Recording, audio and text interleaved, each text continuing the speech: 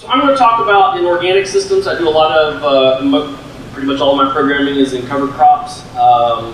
But with the organic growers, I work on the reduced till. With conventional growers, I do a little different set of stuff, but I'll touch on that briefly at the end. But with the organic growers, I will say I'm here to tell you about what works and what we have not got to work at all yet. So what works is the no-till soybean.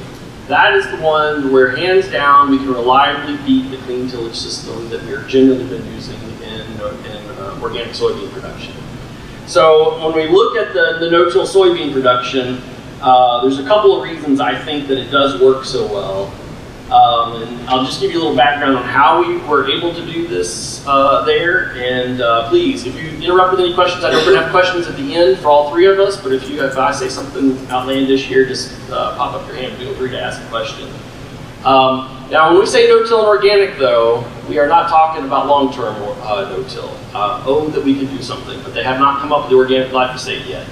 So we are doing tillage in the fall, but we're trying to do tillage in the fall, and then the nice thing about that from a soil conservation point of view, we do the tillage in the fall, we drill in a cover crop, and we get soil coverage very quickly. So we don't have a long erosion window in there when they do this. And then in the spring, we try to disrupt this mulch just as little as possible, because the advantage cost-wise to the growers out of this is going to replace all of their tillage and all of their cultivation costs.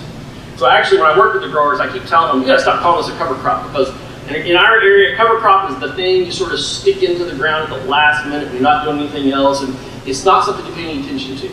This is your weed management program. This is replacing like $100 an acre in cost that you would have management-wise otherwise. So you got to take care of this baby, and if you do so, it can really take care of your weeds for you. So I originally trained as weed scientist before I became an agronomist. We always like to have this thing we call the weedy check plot, which is what would happen if you didn't do anything. That's not the right thing. Where's the laser? Well, I don't know where the laser's at. But if you look over here on the right side, that actually it does have soybeans in it, but that's what it would have looked like with nothing in that field. So I do all of these experiments with organic growers in highly weedy fields, because I think that pretty much is what they were dealing with. And this is what it looks like to have the cover crop out there. So it's really tremendously effective as long as we do everything right. Now, what does everything right mean? It means we got to grow a whole heck of a lot of dry matter. So in our area, we say we want 8,000 pounds of dry matter of that rye, and then we got weed control. And it's amazing. Look at that graph on the bottom here. 6,000 to 8,000, well, that ain't that much less than 8,000 pounds of dry matter. Now we're into the realm of really that median level is already not sufficient weed control. We are not going to be happy with that. So we really have got to push that dry matter production. Now the good news for our region is it's warm over the winter. We have a nice planting windows. As long as we pay attention, we can get over 8,000 pounds of dry matter pretty routinely across most of the state. But we also have to do things, we might have to do things like fertilizing. And we're not used to thinking about fertilizing a cover crop. But some of our growers, we've done some sampling on what we call a GS30 tissue test in the middle of the winter. Some of our organic growers will run their systems very lean, and they will not have enough nitrogen to grow the cover crop that they need. And so they actually have to get out there and fertilize it. Now we have other growers, particularly dairy farmers, people with chicken litter real close by, they run their systems very rich, and they never need to fertilize. So you have to have some individual information about the farm to know what they need to do to get that 8,000 pounds of dry matter, but we pretty routinely can get it. Now there are years, I do point out to them, there are years when you might not get it. If we have excess moisture over the winter, one hurricane, that's not a problem. North Carolina, that's just the way we roll. 3 hurricanes in a row, now we start to get worried. So there are times when you have to abandon this system. And so we're actually working with them now to develop a decision tree where you get into March, and you don't have enough stand, then you disc up your field and you go back to a clean till system. NRCS, I'm sorry, plug your ears. We're not happy about that either, but we think it's relatively rare. And actually looking at it, we're talking less than 1 year out of 5 that we have to recommend that. So in general, we share the same goal. We're trying to get rid of this tillage in the spring, the chances for soil erosion. Now, the technology that the growers have worked with, I won't take a lot of credit for it, but me and them along for the ride, to how we plant into more than 8,000 pounds of dry matter has come a long way. So this is my first attempt like 12, 15 years ago, You see my state-of-the-art sandbag pressure system that we had there on the planter. Well, we can do a lot better than that now, and my growers do a lot better than that. We can plant. There is not a rye covered crop that we can't plant into anymore. And so that has been the real game changer. Now, I won't say that about all mixtures or all cover crops, but there's not a rye cover crop that we can't plant into anymore. And also, we can do it such that we disturb the mulch very, very little. And you can see up in that upper right-hand side there that we're able to cut that slot. We're able to do it into rye without using aggressive row cleaners. And so we are able to not create a zone where the weeds are able to do well. That's the key in this. The other key I would say, the other key I would say in this system for the soybeans is when we grow more than 8,000 pounds of dry matter of rye, how much free nitrogen do you think is available in the soil? Darn near none. Everything from throughout the soil profile has been transported into that rye biomass that's sitting on the surface of the soil.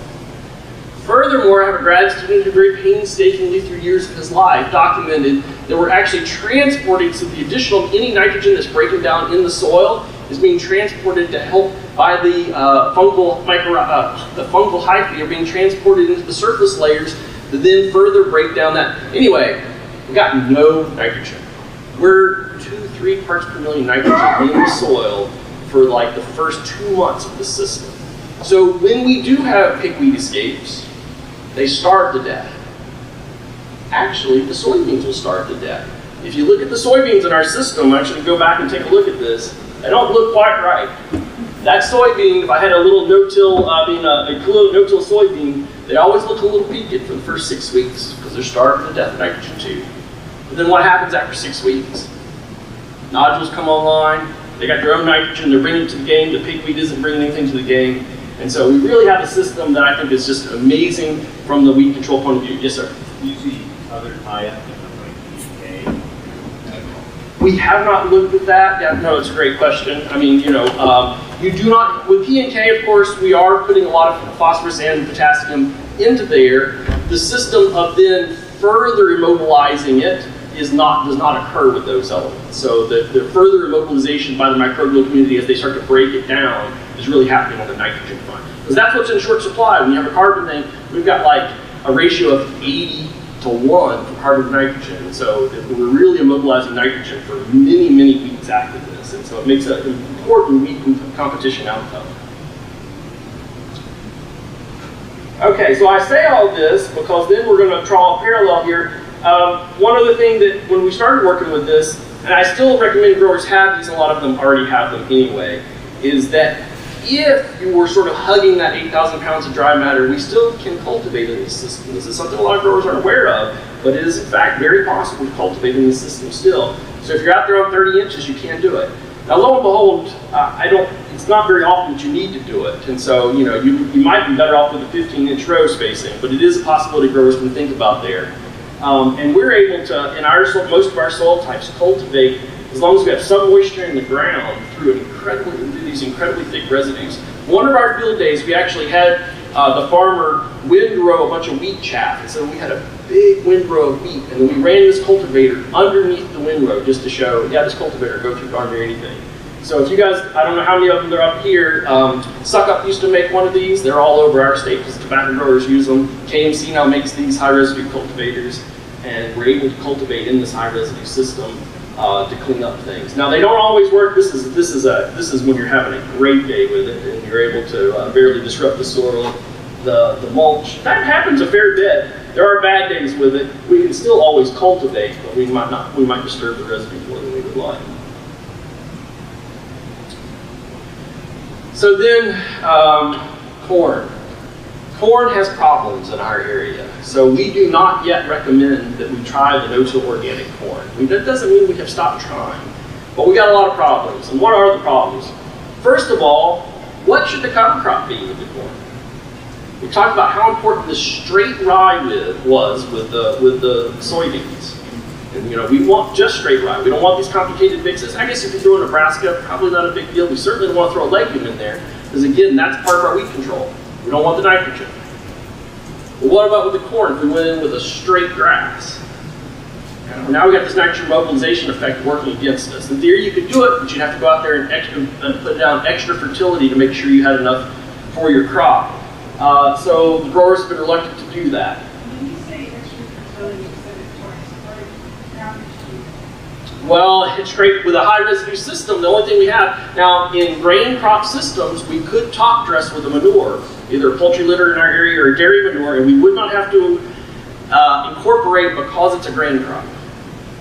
Now, if you had a crop that was going direct to consumers, we would have a problem there with the organic code. We would not be allowed to do that. You would have to somehow subsurface it, which is, as you may know, no small task. We can drop in like a pelleted feather meal with most planters. That's very expensive stuff, but it can be done. Some of the high value crop growers are able to do it. Tobacco will oftentimes use the pelleted feather meal because of organic tobacco, which is very healthy, by the way, no matter what they say, and it is high value enough to do that with. So grass, we have a nitrogen problem. Legume, what's the problem we have if we did a straight legume in this?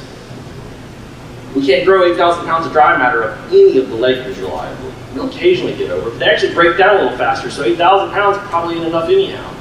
So it probably need to be up. So we cannot get enough biomass with the straight legume. So then we can go to a mix. That's the way we can get some nitrogen into the system, and then we can get some biomass, enough biomass. Well, let's take a look at what that looks like in our region. Well, we got 8,000 pounds of dry matter out there, all right.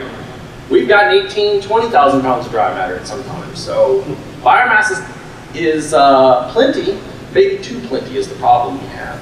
So we routinely will get so much biomass, and when you have these mixes in our area, so much biomass, most of the mixes will pull the rye down.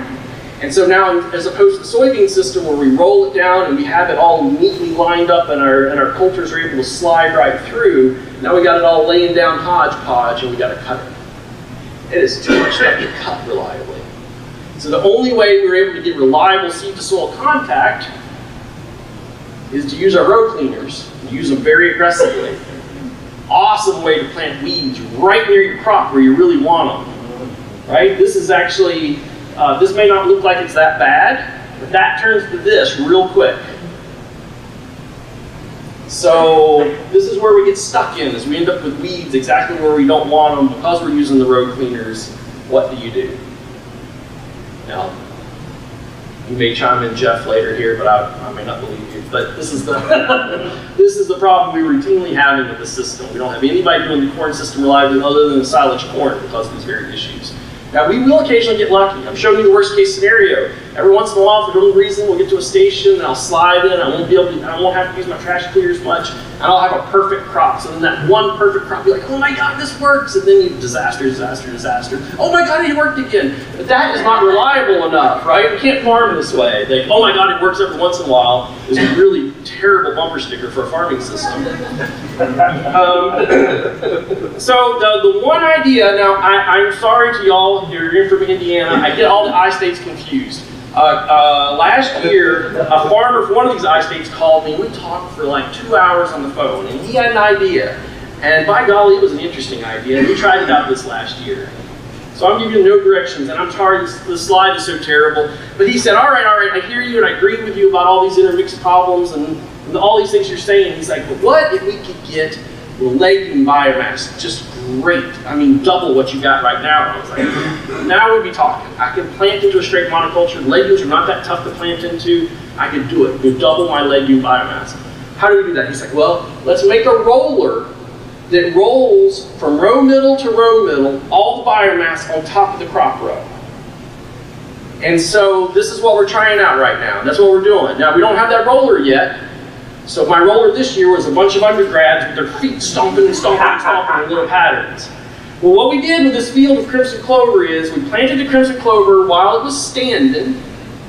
Then we took the stomping feet and we rolled it right, and we stomped it right on top of the corn row. And you can see right here, we deprived the row middle of all the residue here. Now, is that going to be a problem for weeds later on?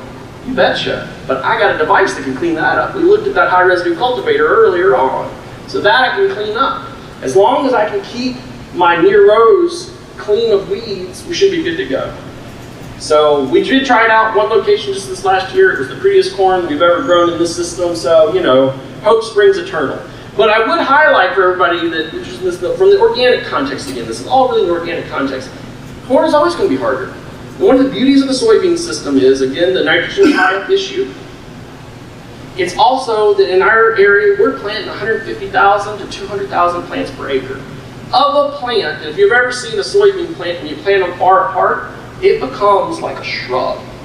And when you plant them close together, it's a very flexible plant. So it'll fill in when we have gaps. So I got a lot of extra insurance seed out there, and I got a plant that will fill in.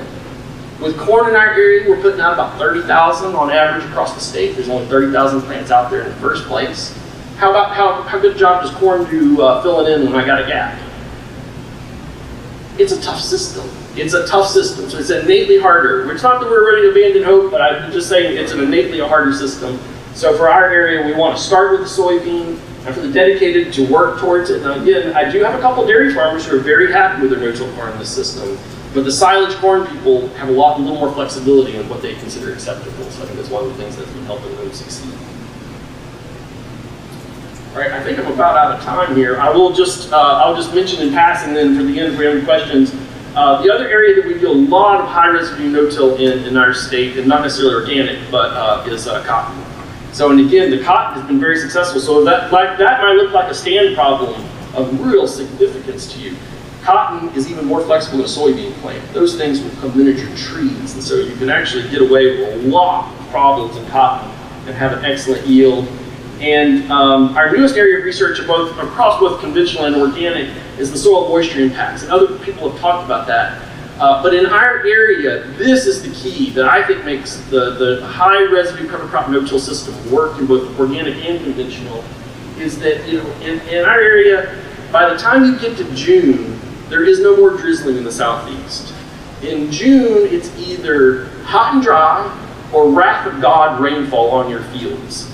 And when that wrath of God rainfall hits, we cannot get it into the ground. I mean, almost regardless of your soil type.